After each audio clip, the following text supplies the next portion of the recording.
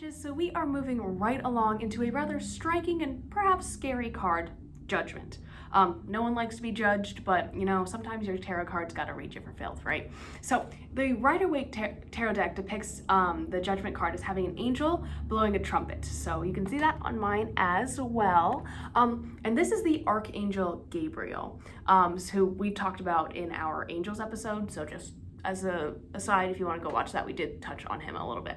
I don't really work with angels. It's just like not my path. If you do, I would love to hear more about it. So the angel on the Judgment card, a naked man, woman, and child, so hopefully you can see them here, stand in their respective graves, which is very spooky, and are all looking up at the angel, waiting to be judged for who they were in life. So in the background, there is once again, not in this card, but like in the Rider-Waite deck, there is the symbol of the impassable mountains that we see really frequently in tarot that represent the inevitability of judgment as it is always looming on the horizon. In other cards, it might represent a looming obstacle, but it's always like something looming like in the background, right?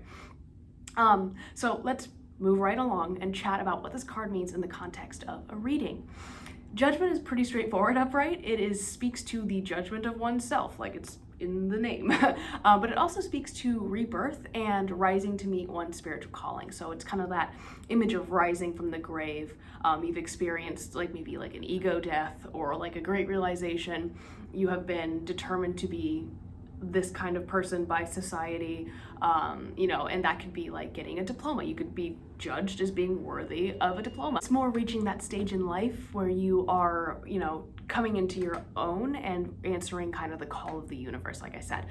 It represents that like awakening and spiritual rebirth. So a lot of words for a simple concept, I'm sorry. Now, reversed, this card represents, of course, ignoring that call from the universe and ignoring that like spiritual self or side of you.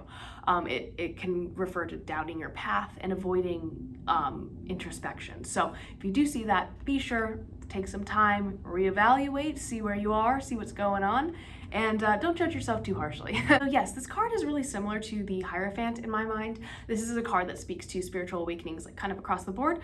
You see that even the reversal isn't necessarily like bad, like you aren't being damned if you get this card, right? It's not necessarily like a negative connotation that we see, for example, in the Wheel of Fortune, where it's just like, yeah, your luck is turning. It's just kind of like a, hey, maybe just think about it kind of card. It's you know, asking you to come into your true self and come into your own, which I think is actually a really beautiful thing. And sometimes we all just need a wake-up call, myself included. I actually really love this card. Like, it's not as scary as it seems. Like, I know like the image of like the rapture is a lot for a lot of people, myself included. However, I think that like when you see this card, it's almost like validation of like that you have reached the next step or that you are now being tested. Especially if you are in a tough situation, but that ultimately that test will lead to rebirth. Yeah, there are a lot of heavy concepts involved. If we focus more on that call to action from the angel to rise up and become our true selves, I think that this card takes on a whole different view.